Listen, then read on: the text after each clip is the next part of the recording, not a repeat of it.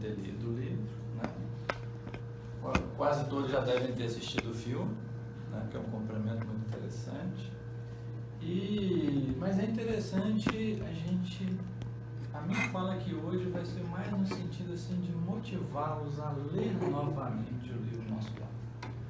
Porque às vezes nós somos espíritas, a gente lê uma obra uma vez, às vezes há muito tempo atrás, assim, e a gente acha que a gente já sabe aquela obra, né? A gente faz aquela leitura e acha que já estudou. E é interessante, eu tive a oportunidade de estudar esse livro por mais de uma vez. Toda vez que a gente estuda, a gente aprende algo novo. E toda vez que a gente lê de novo, nós também somos uma pessoa diferente. Sabiam disso? À medida que você vai evoluindo, à medida que você vai aprendendo, você vai se transformando. E quando você lê o livro na segunda vez, o seu entendimento é completamente diferente da primeira. E às vezes você pensa assim, na primeira vez eu não li isso aqui não tinha isso aqui no livro não, né? Acrescentaram depois. Aí você lê a terceira vez, é interessante como isso acontece. E eu vou ser sincero para vocês, as obras de André Luiz, elas são a exemplificação das obras básicas da doutrina espírita. É impressionante. Parece que foi feito assim, tudo foi muito bem organizado pela espiritualidade superior para nos dar essa prática do espiritismo. Daquilo que a gente estuda nas obras básicas, enquanto teoria, nessas obras a gente vê na prática como funciona realmente. E nós que trabalhamos na doutrina, nós que participamos de reunião mediúnica, a gente sabe que é aquilo ali mesmo, né? A gente não tem dúvida. Então, assim, que fica desde já o nosso incentivo para que vocês possam depois reler, né, as obras básicas e André Luiz novamente, porque o estudo ele deve ser cíclico, né? Você vai subindo, chega um ponto que você volta e começa de novo. Mas a gente acha que está fazendo tudo de novo, né? Mas não é, você já começa de novo, mas no patamar superior, com a compreensão acima. Então o entendimento já muda, né? Então nós vamos falar dessa obra abençoada. Inclusive a Federação Espírita Mineira, né, está com essa campanha da divulgação das obras de André Luiz. Foi até o motivo que originou esse estudo da nossa parte, que nós já apresentamos, inclusive, em algumas outras casas também. Bom, o livro Nosso Lar, né, ele, a primeira edição é de 1944, ele conta com 50 capítulos. Foi discografia do nosso querido Chico, né, pelas mãos de André Luiz, e com a coordenação de Amado. Em 2010, nós tivemos o lançamento do filme. Né? Mas vale assim ressaltar, o filme, ele ajuda muito a gente visualizar, né? Porque é interessante, eu vou contar uma coisa que aconteceu comigo. Porque eu tive a bênção de nascer na doutrina espírita, né? Então desde criança eu sempre fui espírita, vamos dizer assim, nunca fui outra coisa. Então assim, a primeira vez que eu li esse livro, que eu comecei a ler o livro Nosso Lar, que começa naquelas cenas, André Luiz narrando umbral, eu falei, gente, isso parece um terror, um livro de terror isso aqui, né? Eu não consegui ler, eu parei, falei, não era a hora ainda, né? Vamos dizer assim. Só algum tempo depois é que eu fui realmente. E é interessante que mesmo a gente lê, mas o filme ele dá uma visão diferente. Vocês viram aquelas cenas lá? Inclusive eu trouxe umas fotografias aqui do filme, né? Aquelas cenas chamam a atenção. Demorou anos para poder vender 2 milhões de exemplares do livro Nosso Lar, né? Em poucas semanas o filme atingiu mais de 2 milhões de pessoas. Então é diferente. Mas vale lembrar que o filme não tem tudo que o livro tem. A gente tem, né? Só ver o filme não resolve. Porque o livro é muito mais completo. Se fosse fazer um filme do livro real, o filme ia ter no mínimo umas 12 horas de duração, né? No mínimo. Mas vale muito em termos de complementação. E hoje em dia, gente, nós temos audiobook e radionovela do livro Nosso Lar. Eu tenho dificuldade de ler aquelas letrinhas, né, que esse trem embaralha, né, assim. Tem gente que tem gente que não gosta mesmo, né, eles têm aquela dificuldade. Hoje em dia não tem desculpa, né. A gente pega lá a radionovela, é muito legal a radionovela. Ela é completinha, é como se fosse o livro, não é o filme, é o livro. Os atores narram os personagens do livro, né, e vão passando cena por cena do livro, é muito legal de ouvir. Eu gosto de vira e mexe, eu gosto de ouvir, né, no carro. A gente aproveita o tempo do trânsito, né, a gente ganha o tempo do trânsito estudando. E a radionovela é fantástica, vale muito a pena.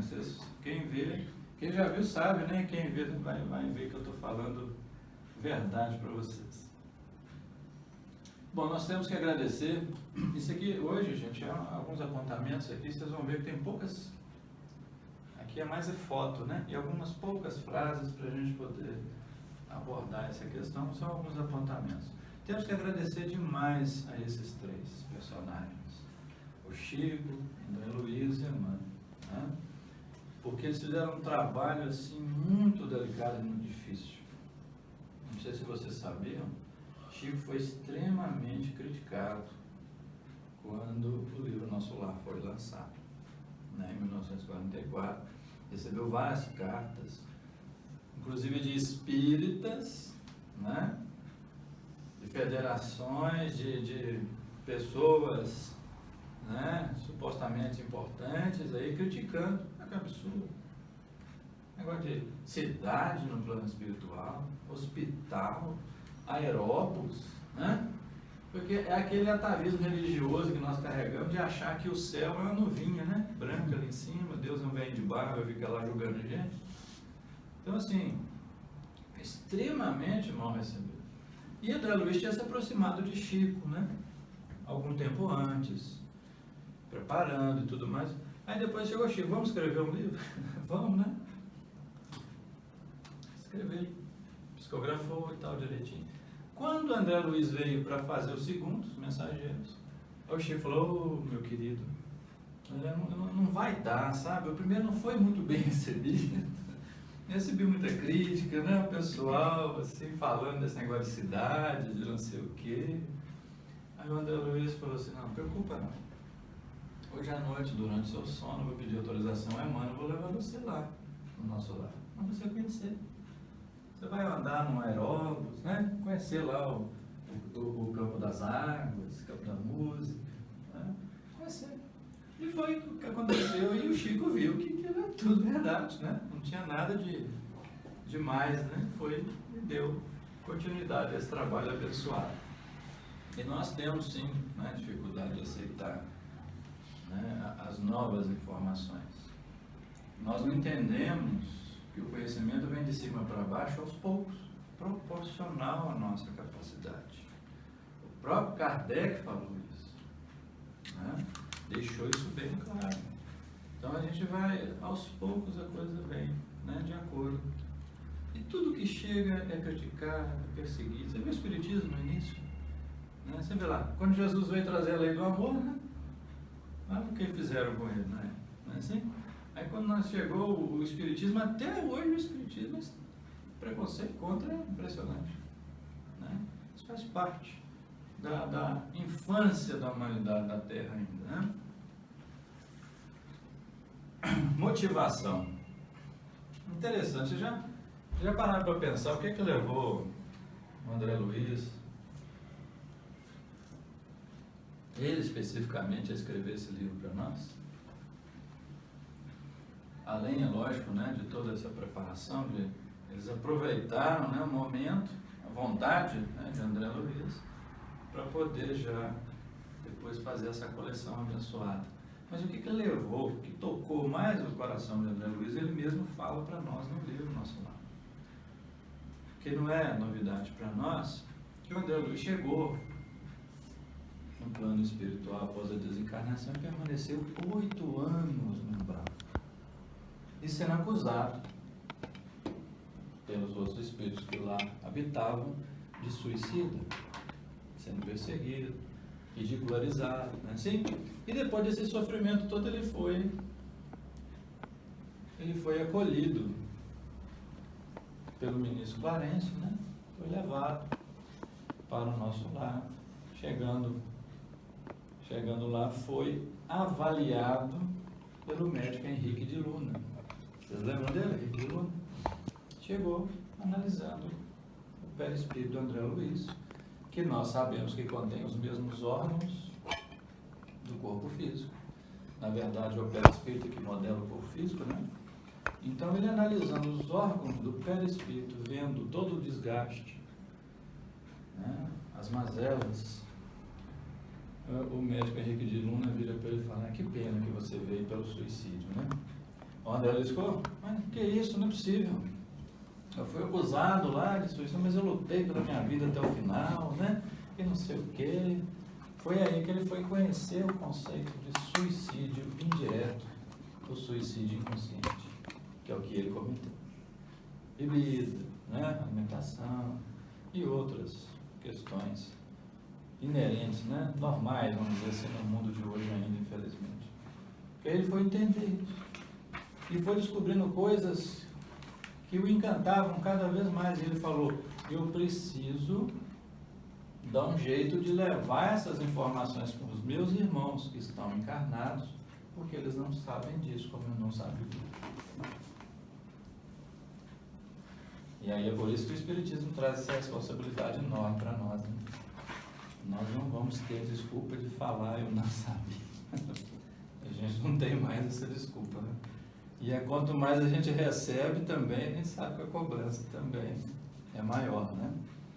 Então isso motivou exatamente a trazer para nós essa obra abençoada que nós temos muito que agradecer, né? Muito mesmo. O valor é inestimável, traz uma certeza para a gente da vida após a morte, né? Do amparo que existe no plano espiritual, a certeza de como funciona a lei de causa e efeito, né? Então é muito valiosas as informações que ali nós temos. A cena do umbral aí, vocês lembram lá do filme? Um lugarzinho feio, né? Quem criou o umbral, gente? Foi Deus que criou para punir a gente? Quem criou o umbral? Hein? Nós mesmos, humanidade da Terra, encarnada e desencarnada, junto pelas nossas emanações mentais de baixo teor vibratório, né? E o umbral, na verdade, não é um lugar de punição, não. Vocês sabiam disso? É uma clínica de desintoxicação do perispírito. O cidadão vai durante a vida intoxicando, né? Impregnando o perispírito de uma carga tóxica densa, através do agir incorretamente, de praticar o mal, de pensar o mal, né? E aí depois ele cria para ele a necessidade de passar, dar uma passadinha lá na clínica, né? Vocês estão vendo aí? Aí ele cria essa necessidade de dar uma passadinha nessa clínica para depurar, para começar, né? Porque depois ainda tem outras coisas para frente, para começar o processo. E é interessante que Lisias, que é um grande amigo de André Luiz, um verdadeiro irmão para ele, né? Que o atendeu, que o ajudou durante todo o processo, o acolheu na casa dele, a dona Laura, né, que era mãe do Lisias, acolheu André Luiz na casa dele. E o Lisias dá para nós a definição de umbral, né? Entrada, limiar, região de sombras, onde permanecem os desequilibrados e indecisos do bem. Indecisos do bem. Indecisos do bem, né? Então, umbral é isso aí, né, gente? Essa parte da porta, né? Vocês já sabiam disso? Isso é chamado de umbral. Né? Lá na Academia Militar em Belo Horizonte está uma frase legal: ao transpores o umbral, né, dessa instituição, ou seja, a porta de entrada. Então, o umbral é a porta de entrada do plano espiritual, onde se estacionam ali temporariamente os desequilibrados e indecisos do bem. Né? Interessante essa definição do Lisias. E aí ele continua: zona purgatorial onde se queima a prestação, olha que interessante, onde se queima a prestação, os fluidos densos adquiridos por atacado durante a vida física. E aí ele dá um exemplo interessante. Ele fala assim, a gente encarna com uma obrigação de vir aqui lavar a roupa suja, que nós sujamos em encarnações anteriores.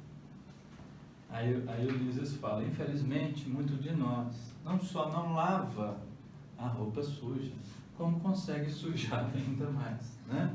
Criando assim a necessidade de passar, dar uma passadinha lá. Essa queima dos fluidos é interessante. Tem um autor que deu um exemplo assim que me marcou, desde a primeira vez que eu li isso, eu gravei isso, nunca mais, nem precisei ler de novo, né? Ele dá um exemplo, vocês conhecem carro, já ouviram falar no carro movido a hidrogênio? Já ouviram falar? Movido a hidrogênio? O resultado da combustão desse carro, sabe o que é? Vapor d'água. Então ele não polui nada a atmosfera. Ele solta pelo cano de descarga o vapor d'água. E um vapor de água pura ainda, limpa, né? Não está nem misturado com outras coisas. Então é muito interessante esse carro. E ele fala o seguinte, quando você pratica, toda vez que a gente pensa, porque nós vivemos no mundo do pensamento, o pensamento é muito importante, né? Inclusive nós vamos ver uma fala aqui da ministra Veneranda, que ela fala sobre o pensamento. Então quando você pensa, você queima fluidos espirituais. Quando a gente faz atividade física, a gente não queima caloria, a gente não vai na academia para queimar caloria. Quando você pensa, você queima fluidos espirituais. Quando o pensamento é bom, é de acordo com a lei divina, conforme o Evangelho e a lei do amor, você queima um fluido sutil, que não deixa nenhuma impureza em você. É um carro movido a hidrogênio. Entenderam? O resultado é vapor d'água, não suja, não impregna nada. Quando você pratica ou pensa no mal, você queima um fluido denso. É como se fosse um caminhão daqueles antigão, movido a óleo diesel, aqueles óleo diesel antigos, né? Que é aquela fumaça preta e ainda fica cheio de graxa para o caminhão fica todo impregnado de um troço, de uma gosma escura. É assim que fica o perispírito da gente quando você pensa e pratica o mal. Então é isso que ele está falando ali. A gente queima, no umbral nós queimamos a prestação, os fluidos densos adquiridos por atacado durante a vida física, ao agir de forma errada, ao pensar de forma errada, ao ter sentimentos desequilibrados. E eu gosto sempre de frisar, eu falo sempre isso. Não é só o que a gente faz que conta, não. O que você pensa, o que você sente também conta da mesma forma. Pensar o mal e não ter coragem de fazer é a mesma coisa de ter feito, né? Em termos de carga densa. Você vive naquela psicosfera, você queima aquele tipo de fluido denso. Então, assim, a gente tem que pensar nisso porque isso é muito sério. E esse lugarzinho aí, né, abençoado, é um lugarzinho assim que eu sonho de todo espírita evitar, né? Ter que dar uma passadinha por lá. Porque realmente não é nada agradável ficar num local desse. Como o André Luiz ficou 8 anos, lá não tem organização nenhuma, não tem alimentação, não tem nada, né? Ele mesmo falava que ele vivia um tipo de luto, porque dá fome, né? Tem gente que acha que o espírito não sente fome, não, né? Tem gente que acha que o espírito não sente dor, não, né? Eu já vi um doutrinador em reunião mediúnica falar assim, você está falando que está sentindo dor, mas o espírito não sente dor. O espírito, né? Ele está morrendo de dor lá, o cara fala que não sei. Claro que sente, né? Claro que sente. A evolução não dá salto, não. E às vezes é até pior. Por exemplo, alguém que é viciado e desencarna, aquele vício, ele, né? Ele não consegue saciar aquele trem 24 horas por dia, todo dia, aquele desejo, é muito mais intenso às vezes do que para quem é encarnado, que tem coisas que nos distraem, né? Então, assim, a dificuldade é muito grande. Então, assim, foi até essa parte aí que me assustou no início, a primeira vez que eu li o livro, né? Começa falando do umbral, eu falei, nossa mãe, parece até uma coisa de terror, né? Aí teve o resgate, né? A cena do ministro Clarence, juntamente com os samaritanos, resgatando André Luiz. Um belo dia em que ele lembrou, que interessante que, como todo médico, às vezes materialista, né? Apegado à ciência, né? Às vezes não acredita muito nesse negócio de religião, né? Um dia ele pensou que poderia existir realmente um Criador, né? Fez uma oração de coração. Aí ele conseguiu enxergar o ministro Clarence. Olha que interessante. Não é que ele estava lá desamparado o tempo todo, não. O ministro Clarence falou, fui lá te ver várias vezes a pedido da sua mãe. Nós vamos falar depois sobre a mãe do André Luiz. Só que o André Luiz não conseguia enxergar, porque os espíritos, né, em condições de dificuldade, não conseguem, às vezes, enxergar os espíritos superiores. Porque o nível de vibração é completamente diferente. Né? E aí ele foi levado lá, aquele lá é o muro, né, do nosso lar. André Luiz, olhando, narrando, falou que o ministro Clarence colocou a mão num ponto do muro e se abriu, né, as portas do nosso lar para ele. E aí nós temos uma representação que foi feita, de acordo com as informações do livro. Isso é uma representação, né, gente? Isso não é uma foto real, não, tá? Deixa bem claro. Nós ainda não temos capacidade de ir lá tirar foto do nosso lar, não. Um dia a gente, talvez, né? Quem sabe. Mas é uma representação gráfica do que é a colônia Nosso Lar. Nós temos o prédio da governadoria no meio, né? Tem um facho de luz bonito, né? Que sai dele, ou chega até ele, né? Eu não acredito mais é que chegue, né? A luz vem de cima. E aí tem lá os Ministérios da Comunicação, Regeneração, Auxílio, Elevação, União Divina e Esclarecimento. Né? Ele é feito em forma triângulo, estrela, né? Como se fosse uma estrela. Né? Muito bem organizado, muito bem planejado. E na época ele já tinha mais de 1 milhão de habitantes. Dizem que atualmente essa colônia, né, já quase que multiplicou por 10 já o número de habitantes, né? Ficou tão famosa que a galera desencarna e quer ir para lá, né? E às vezes quem tem condição acaba indo, né? Quem tem merecimento mesmo acaba indo. Pra vocês terem ideia, é tão grande. André Luiz narra, a primeira vez que ele saiu com o Lisis, que ele andou no Aeróbus, ele narra que ele foi no Campo das Águas. Não sei se vocês recordam. André Luiz falou que eles andaram 40 minutos no Aeróbus para chegar no Campo das Águas. Vocês imaginam bem o tamanho desse negócio. Eu não estou falando 40 minutos de ônibus, né? Da Sarituba aqui, que para em tudo quanto é ponto, né? Anda 20 km por hora, não é isso não. 40 minutos no Aeróbus, sem trânsito, na velocidade boa. Imagina o tamanho disso. Pra vocês terem ideia, o Vale do Aço inteiro ainda não tem 500 mil habitantes, tem? O Vale do Aço inteiro ainda não tem 500 mil. Na época tinha mais de 1 milhão. Então seria assim, 2 Vale do Aços, né? Em termos de tamanho. Então realmente é muito grande. Muito bem organizado. Foram criados por portugueses. Né? Espíritos de portugueses. E fica acima, na região espiritual, acima da cidade do Rio de Janeiro. Né? Mais acima, bem acima. Aqui é uma outra representação. Aqui estaria a cidade do Nosso Lar. Nessa localização aqui, tipo uma montanha, né, de matéria quintessenciada. Isso é que é difícil das pessoas entenderem, né? Como o plano espiritual é assim? Tem cidade, tem hospital, tem montanhas, tem árvores. Né? Porque a gente é engraçado, né? A gente não consegue ter essa percepção da relativização. Por exemplo, para mim, que estou encarnado hoje, essa parede aqui é sólida. Não é? É sólida. Para um espírito desencarnado, essa parede aqui para ele, e nada é a mesma coisa. Ele chega e atravessa. Agora, uma parede do plano espiritual, ele atravessa? Pergunta para a Patrícia lá do livro Violetas na Janela, né? Quando ela aprendeu a volitar dentro da casa da avó dela no plano espiritual, ela foi atravessar a parede. O que aconteceu? Tum! Bateu a cara na parede, caiu, né?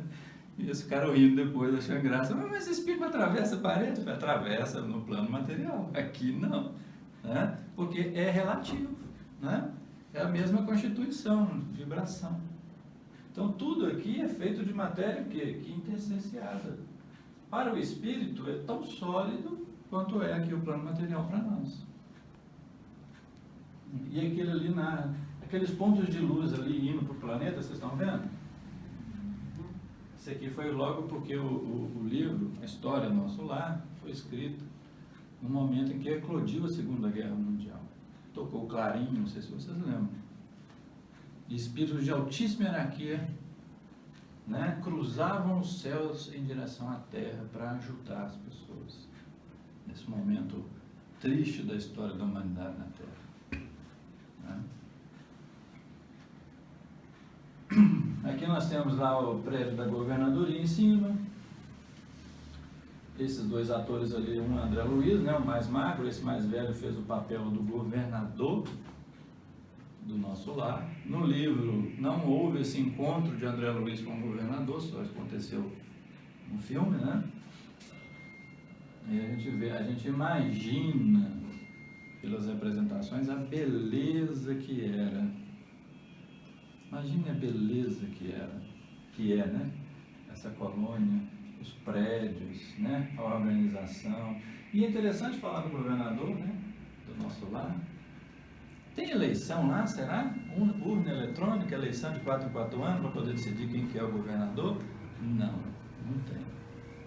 Quem é o governador espiritual do Nosso Lar? A entidade espiritual mais evoluída do Nosso Lar. As posições no plano espiritual são ocupadas de acordo com o merecimento e com a capacidade. E nós aqui na Terra, se nós soubéssemos a responsabilidade que é ocupar posições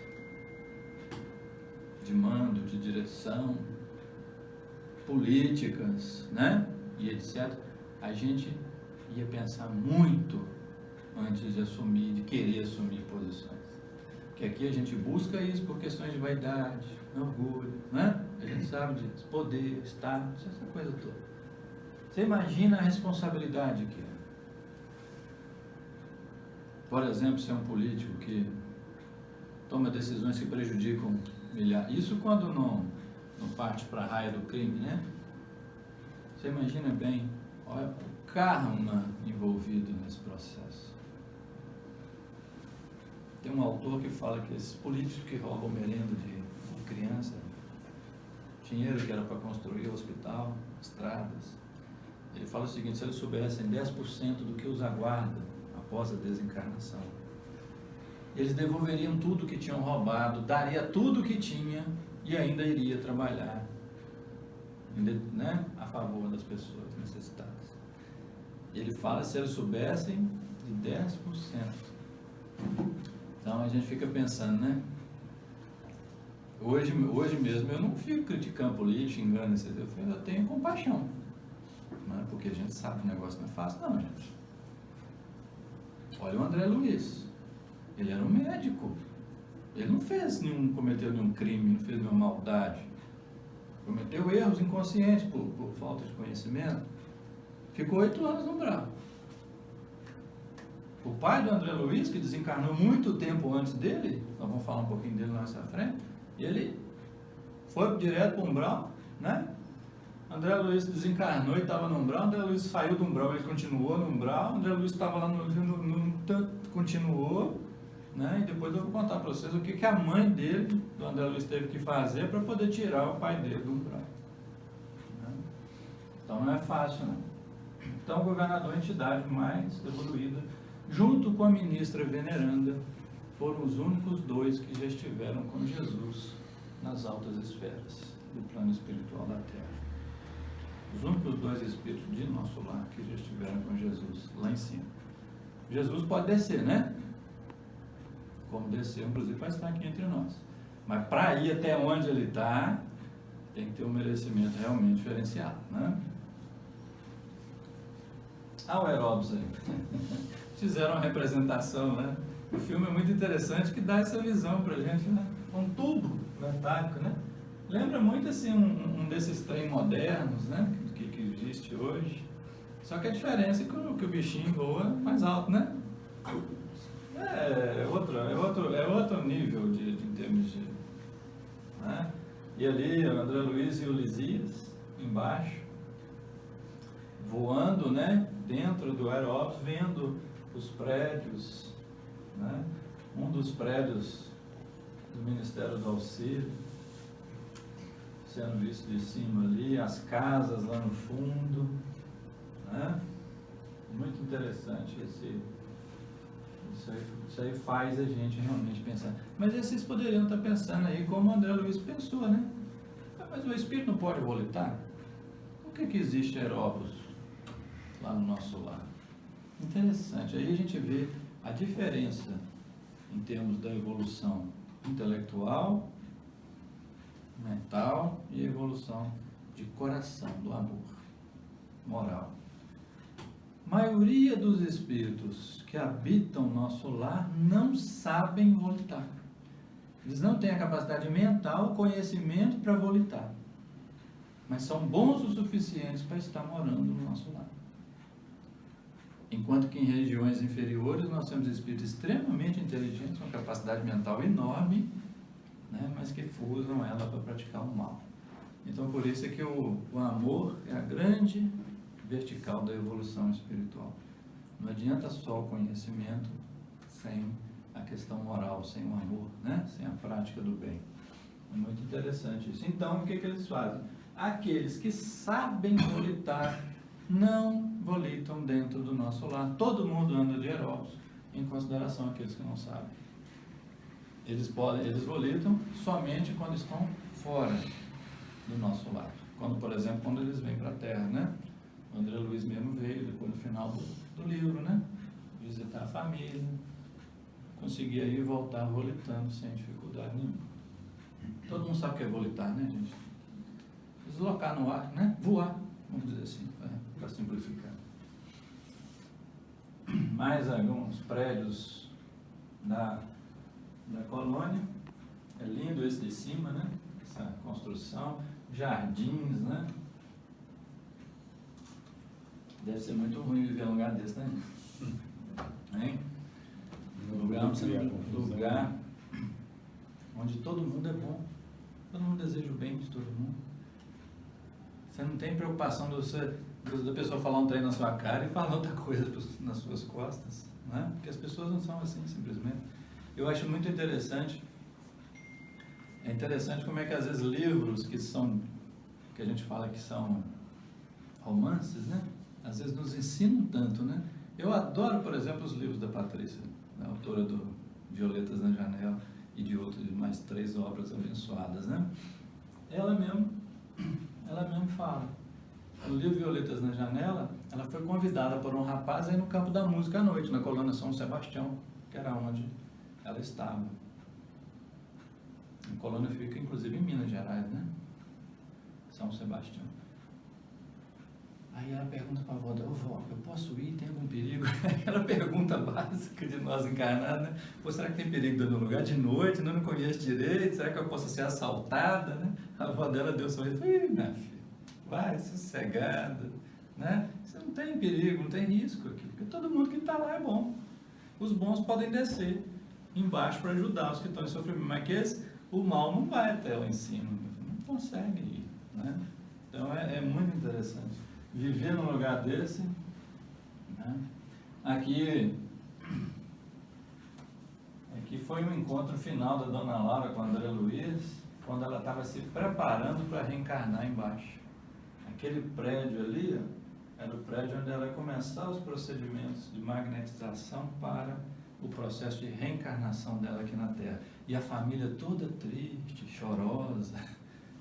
Quem está lá no plano espiritual, quando o vem encarnar, é igual quando alguém desencarna aqui para nós. Fica todo mundo triste, como se estivesse perdendo a pessoa, né? Então, aconteceu isso. Já dá essa noção inversa para a gente das coisas, né? Quando um desencarna aqui, tem festa lá no plano espiritual. Nossa, tá chegando, fulano tá voltando, vamos preparar para receber, né? Aquela alegria, gente triste aqui. E acontece o contrário, né? Quando vem de lá para cá, a galera lá fica triste, a gente, nasceu, né? Bonitinho, né? A vida é assim, né, gente? Encarnar, desencarnar, viver, né? Morrer, viver de novo, renascer e por aí vai. Câmaras de retificação, olha, que bonita essas cenas. Eu achei muito interessante os atores que fizeram o filme Nosso Lar, narrando que nesse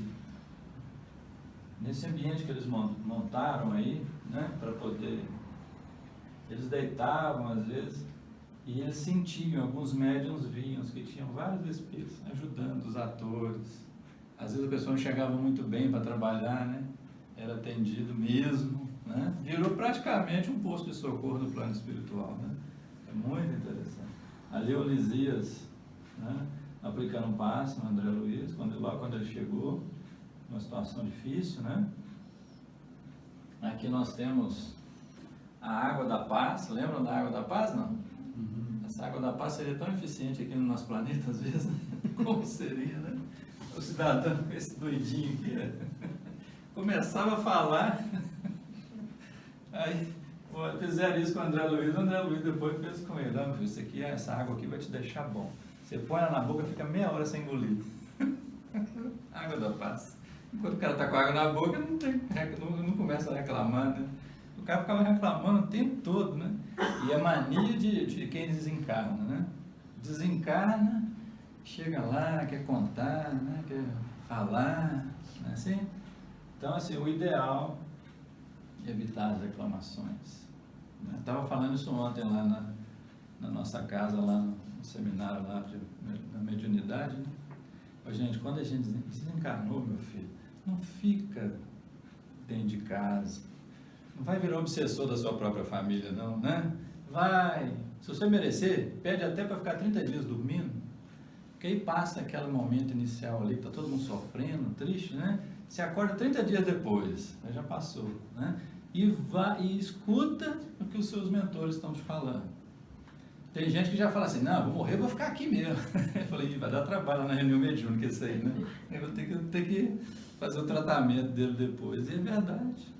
Quantas pessoas desencarnam e ficam dentro de casa, prejudicando a própria família, né? Eles demoram a perceber isso. Prejudicam mesmo, né? Você pega um espírito desequilibrado, põe dentro da sua casa, principalmente as crianças que vão mais sofrer, né? Então a gente tem que aprender a escutar. E André Luiz escutou. Ele ficou 8 anos no umbral, morrendo de saudade da família. Depois teve que ficar mais 1 ano trabalhando no nosso lar para ter o direito de visitar a família. Mas isso teve um motivo, né? Depois nós vamos falar sobre isso. Ainda bem que ele não desobedeceu, né? O campo da música, um lugar lindo, né? Onde tem vários tipos, André Luiz fala, vários tipos de música. Só que lá, ao contrário do que acontece aqui na Terra, as músicas populares eram bem menos frequentadas do que as músicas mais eruditas, né? É questão de gosto, de afinidade. Mas tinha para todo tipo de gosto, né?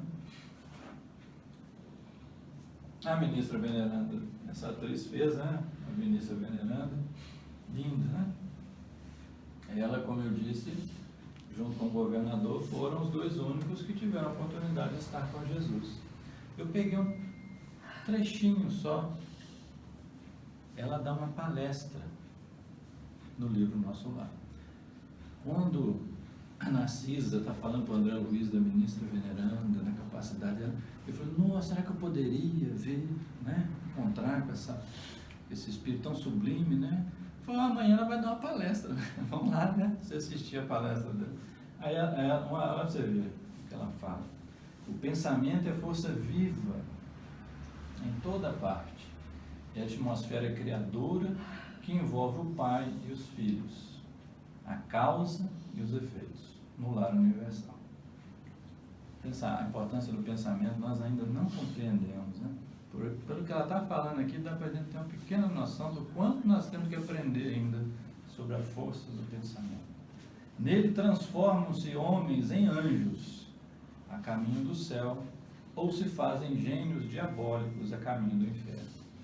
Através do pensamento, nós nos tornamos anjos a caminho do céu, ou seres diabólicos a caminho de muita dor e sofrimento para nós mesmos. Então, assim, é só um trechinho, como eu falei. O discurso dela é maior. E ela começa falando com espontaneidade, tranquilidade, e de repente ela para de falar. E acabou a palestra, né? Assim, a palestra pequena. O André disse, mas só isso? Eu queria ouvir ela mais umas 3, 4 horas ainda. Não, ela fala assim que é só uma conversa, né? Ela fala que a instrução do Evangelho começou com Jesus e não vai acabar nunca.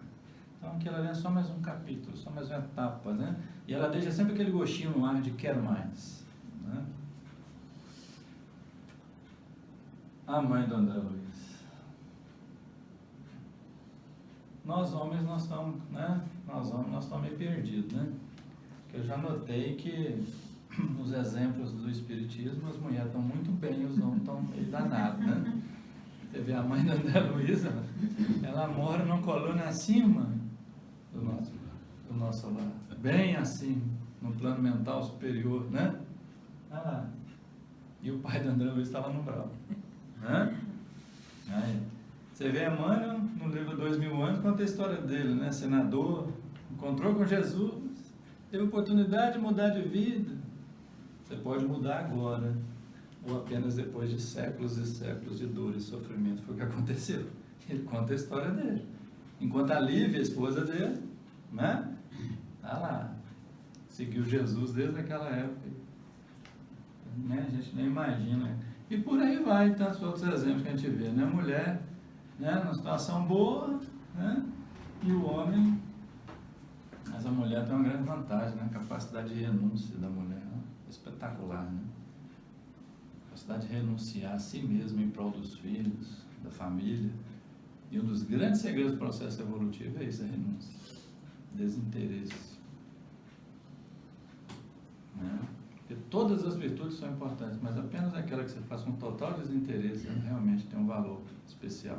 E a mulher, ela treina isso, vamos dizer assim, né? Ela consegue conquistar isso. O homem já é mais cabecinha dura, né? Ainda vai demorar um cadinho. Tiver uma partida de futebol, fica né? difícil. Aí ele larga a família para jogar futebol dele. E isso quando não é outras coisas, né? Essa mulher, gente, só para vocês terem ideia assim, da pequena evoluçãozinha dela, a começar, ela mora na colônia acima do nosso lado. Começar. André Luiz, primeira vez que se encontrou com a mãe dele. A mãe dele foi visitar. Falou assim, ô mãe, deixa eu ir com a senhora para onde a senhora está indo. André Luiz, tadinho, não conhecia, né? Ai, não. Aí a mãe dele nos conversa, não, meu filho, eu tenho que resolver outras coisas. Não pode, não tem capacidade. Aí a mãe dela, assim, por amor, providenciou. Depois da primeira noite de trabalho do André Luiz, em que ele deitou num apartamento lá nas câmaras de edificação, porque ele estava tão cansado que ele dormiu lá mesmo. Tobias, né? O chefe dele lá arrumou um lugarzinho para ele dormir lá. Aí a mãe dele providenciou. Ele foi desligado do corpo perispiritual. Olha para você ver. Foi para o mental, né? E ele falou assim, que ele dormiu e de repente ele se sentiu levado, como se estivesse num barquinho, tivesse alguém conduzindo um barquinho rio acima. E de repente ele falava, eu sabia que o meu corpo estava dormindo lá, o corpo perispiritual, estava dormindo lá nas câmaras de edificação. E de repente eu encontro a minha mãe, né? A mãe dele recebe ele lá. Lugar lindo, né? Que ele narra lá, as flores tinham luz própria, né? E alguns detalhes que a gente nem consegue conceber de uma colônia espiritual do nível de um mental superior, né? É outro patamar, né? Então é só para a gente saber, ter a noçãozinha da evolução dessa senhora. E o pai dele lá, no umbral, porque tinha traído a mãe com mulheres da vida, né? E 2 dessas mulheres tinham conexão com falanges do mal, prenderam ele num lugar muito ruinzinho lá no umbral. E a mãe dele tentou de tudo quanto é jeito para ajudar. E de repente, ela vira para o André Luiz e fala, olha, encontrei a solução, a única solução. Eu vou reencarnar na Terra, vou receber seu pai de novo como meu marido e receber as duas mulheres como minhas filhas. A mulher não precisava encarnar, ela disse, pelo amor de Deus, mãe, faz isso não, há outro jeito. Meu filho não tem jeito. O superior pode descer, aí ela fala essa frase, o superior pode descer para ajudar, mas eles não têm como subir se eu não fizer isso. Então ela assim, renúncia total de si mesma, né? O homem que traiu ela, né? Aprontou todas com ela, ela ia receber de novo, só para tirar ele do umbral, e ainda receber as duas mulheres como filhas. Aí a gente vê realmente, né? O quanto a gente ainda está longe dessa realidade, o quanto temos ainda que melhorar, crescer, aprender, né? Essa reunião com o ministro Clarence é uma história abençoada, né? Lembram da Dona Idalina? Nossa Senhora, Dona Idalina. Daí Luiz chega para conversar com o ministro Clarence para pedir para trabalhar como médico lá no nosso lar. Aí tinha uma fila de gente, o ministro Clarence, e ele atendia de 2 em 2. E o André Luiz acabou sendo o último, né? Chegou lá no final, ficou lá no final da fila. Aí a Dona Idalina fala primeiro, o ministro Clarence muito educado, gentil, né? Ô, seu ministro, o senhor sabe que eu tenho 2 filhas encarnadas ainda, né? Eu queria ir lá para a Terra, né? Para ajudá-las e tudo. Mas, Dona Idalina, quantos bônus horas a senhora já ofereceu para a cidade até hoje? A senhora está aqui há mais de 7 anos, eu estou vendo aqui, tem poucas horas de trabalho para a colônia. No início eu coloquei a senhora para trabalhar lá nas câmaras de retificação. Nossa, mas aquele lugar horrível, com aquele cheiro ruim, que não sei o quê. Mas depois eu coloquei a senhora naquele outro. Nossa, mas aquele outro é pior ainda. E foi, né? E ela estava lá, no campo lá do descanso, lá, só tranquilona, né? Aí ele fala, né? Olha, antes, né, de querer pedir qualquer coisa, nós temos que nos doar em prol das pessoas. Que capacidade de trabalho a senhora tem para poder estar lá junto das filhas da senhora para ajudar? E foi falando com a mulher, com assertividade, falando que ela precisava ouvir. E André Luiz foi já encolhendo assim na cadeira, o que eu vim fazer aqui? Já arrependeu de estar lá, já estava querendo rachar fora de lá. Aí de repente, aí chegou a vez dele, né? Ele não é bobo nada, né? Ele falou assim, não, ministro Clarence, eu vim cá pedir qualquer trabalho. Adianta falar mentira para o Espírito Superior? Ele te lê como um livro aberto, né? Olha, você fala qualquer trabalho, mas na verdade você veio aqui pedir um trabalho de médico. Mas você tem condições para isso? Você estudou lá, você não sabe o preço de um livro, né? Se deixou levar pelas facilidades do mundo, aí foi descascando ele, né? E ele só, oh, meu Deus do céu, o arrependimento está lá, né? Mas ouviu, precisava ouvir. Mas o ministro Clarence chegou no momento e falou assim, mas não temos só notícia ruim, não. Em todos esses anos de clínica, você deu mais de 6.000 receitas gratuitas. E dessas 6.000, né, 15 pessoas ainda lembram de você. Interessante, de 6.000 pessoas que você ajuda, 15, né? Tá bom, né? Uma médiazinha 0,05%, né? Mas ainda lembra de você ainda, né? Faz oração por você, né? É interessante, tudo conta, né, gente? E ele falando, mesmo que você tenha dado essa receita por dar, às vezes para ficar livre da pessoa ali naquele momento, né? Mas ainda assim conta como um ato de bondade, está tudo registrado na ficha, gente. O ministro Clarence lá, o cidadão chegou lá para conversar com ele, a ficha, chega lá a ficha para o ministro Clarence, a vida do cidadão todinho, detalhe por detalhe.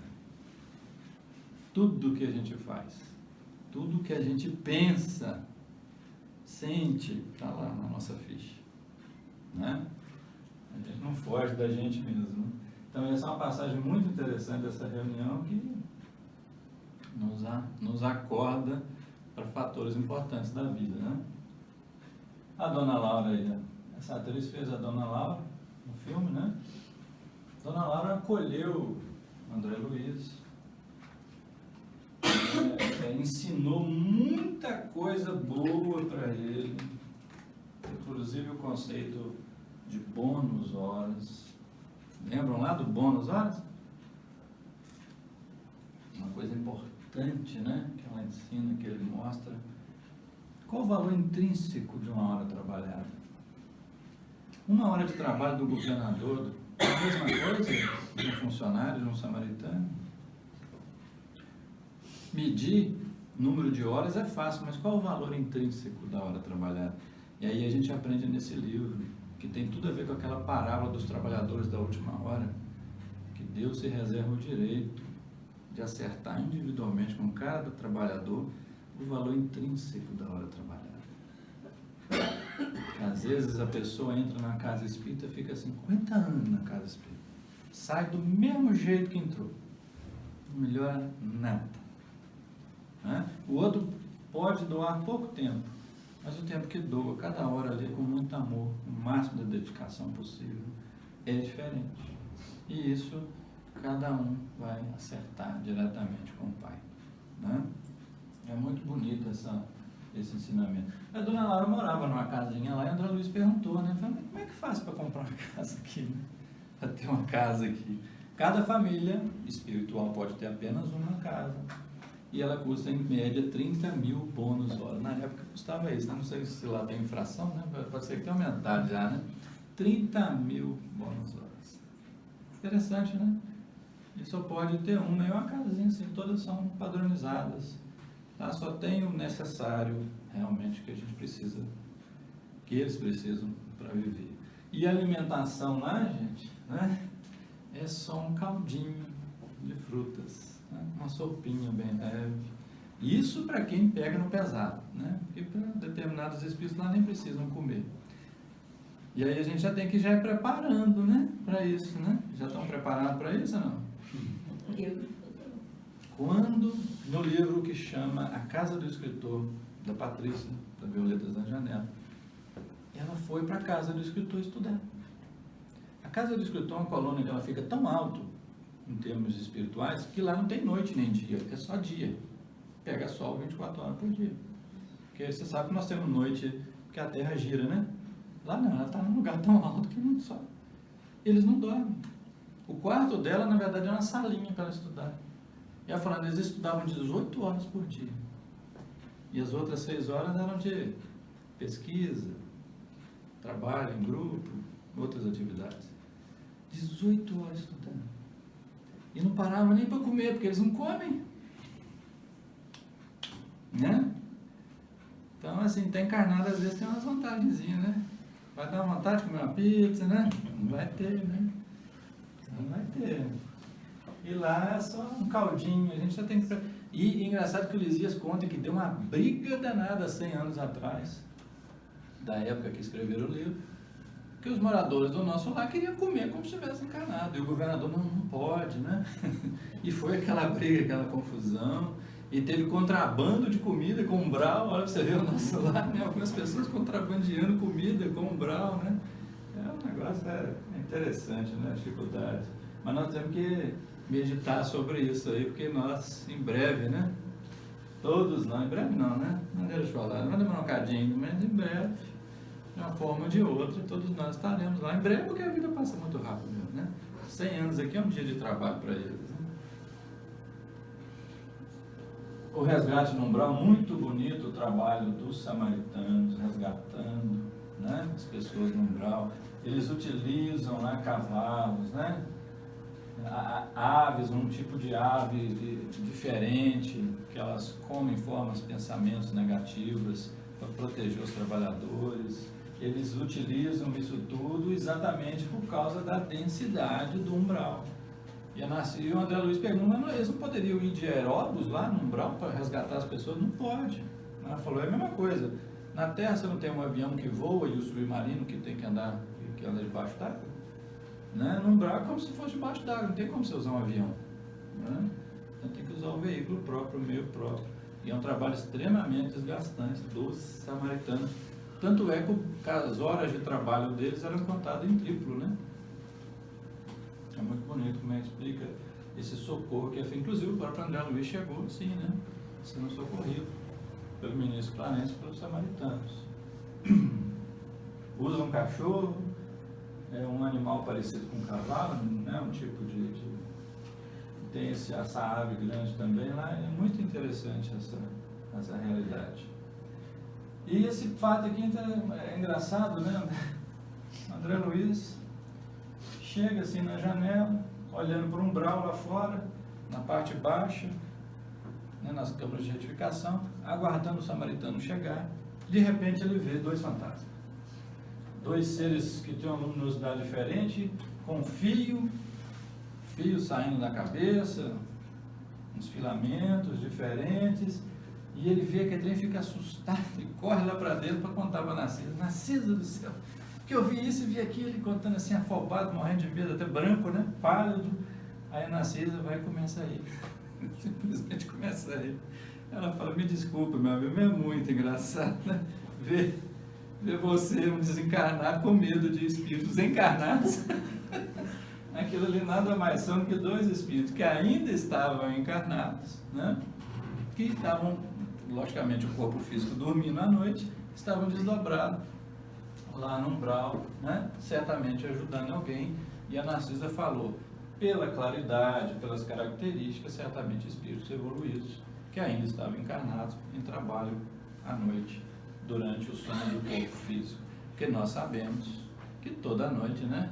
Assim que o corpinho dorme, nós, né? Enquanto espírito, rachamos fora e vamos viver lá de acordo com a nossa nível vibratório no plano espiritual, junto com as nossas amizades, né? E afinidades.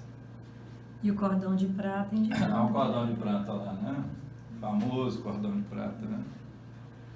E é interessante quando o André Luiz desdobra também, né? Quando eu falei que ele foi visitar a mãe dele, aí ele se desdobra com um cordão de ouro, né? Que é o cordão que liga o corpo mental ao corpo astral, o perispírito que ficou lá, né? Que ele continua, você vê nitidamente, ele está conectado ao corpo. Ele pôde ir lá só dessa forma. Ele achava que ele podia ir simplesmente, né? Não é assim, né? O retorno à casa. Esse foi o auge do livro. O ensinamento mais importante desse livro. De todos, né? O que toca a gente mais profundamente. Mostra esse apego, essa dificuldade, esse amor nosso ainda tão, né? Logicamente, o que a pessoa fala? Minha mulher, né? Meus filhos, minha casa, não é assim? Eu quero lá visitar minha mulher, meu filho, minhas casas. Depois de 1 ano trabalhando no nosso lar, no total de 9 anos longe de casa, com os 8 que ficou no umbral, ele recebe autorização para ir. Quando ele chega, o que ele encontra? A mulher dele casada com outra, né? E não tinha nem foto dele mais dentro da casa, não tinha mais nada dele dentro da casa. A mãe dele proibia os filhos de falar o nome dele dentro de casa, porque o novo marido ficava chateado. Ele encontra aquela situação. No filme acontece a cena engraçada ali, como se ele voltasse para o umbral de novo, né? Momentaneamente, né? E aí o ministro Clarencio dá uma ajuda muito grande para ele, falando para ele a questão do amor universal, relembrando ele. E ele tinha sido preparado esse 1 ano que ele estava no nosso lar para isso. Teve o caso do Tobias, que vivia na mesma casa no nosso lar com as 2 mulheres dele. Ele era casado, a esposa desencarna e casou de novo, né? E ele vivendo no plano espiritual com as 2. A gente olhando e fala assim, pô, o cara vivendo com 2 mulheres, não, ele eram 3 irmãos, diferente. 3 irmãos espirituais, né? Então, assim, ele foi, aí André Luiz, o Tobias convidou o André Luiz para jantar na casa dele, conheceu essa situação. Ele vai sendo preparado. A questão do amor universal, desapego, aí ele compreende. E resolve, e o novo marido da ex-esposa dele estava doente com tuberculose, de cama, praticamente já para desencarnar. Aí o André Luiz chama a Narcisa mentalmente. Alguns minutos depois a Narcisa aparece do lado dele, pede ajuda para ela, eles vão à natureza buscar essência de eucalipto e da mangueira, fazem uma substância espiritual, né? E tratam dele.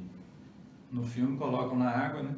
E faz o cidadão beber água a noite inteira, ele já acorda no outro dia melhor. O próprio médico se espanta com a recuperação dele de um dia para o outro. E o André Luiz passa 1 semana cuidando desse homem, porque ele passou a ver como irmão, passou a ver a própria esposa como irmã, entendeu esse processo. Com uma semana. Aí depois de uma semana ele volta para o nosso lar. Quando ele volta para o nosso lar, é como se ele tivesse tirado umas férias de uma semana para ficar na casa dele, né? Depois de um ano de trabalho. Quando ele volta para o nosso lar, ele é recebido por todo mundo que ele conhecia, estava na porta esperando ele. E ele não entendeu aquilo. Nossa, o que está acontecendo? Ele ficou emocionado, né? O ministro Clarencio vira e fala assim: até hoje você estava no nosso lar. Por favor, que a gente fazia para sua mãe, a pedido da sua mãe, que era um espírito evoluído. A partir de hoje você se tornou um cidadão do nosso lar. Entenderam a importância daquele ato dele de renúncia, de amor universal? A partir daquele ato, ele adquiriu a cidadania real do nosso lar, que até então estava lá de favor. Então é muito bonito isso, nos ensina muito, nos toca realmente profundamente. E aí, gente, uma mensagem para vocês, né? Que o próprio André Luiz fala: vencedor é aquele que vence a si mesmo. Toda renovação autêntica tem que começar dentro de nós. E ele foi o maior exemplo disso, né? No final do livro, nessa própria história dele, ele venceu ele mesmo.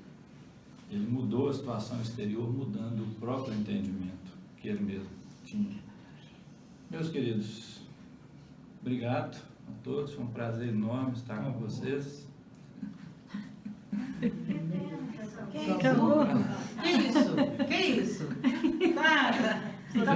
Já é 8h35, né? É uma hora. Vai só. pagar um salário integral assim mesmo? Não, ele tá fazendo Não é igual bônus a horas? menina Nós estamos ali, ó. aqui doidos com bônus horas, você acaba?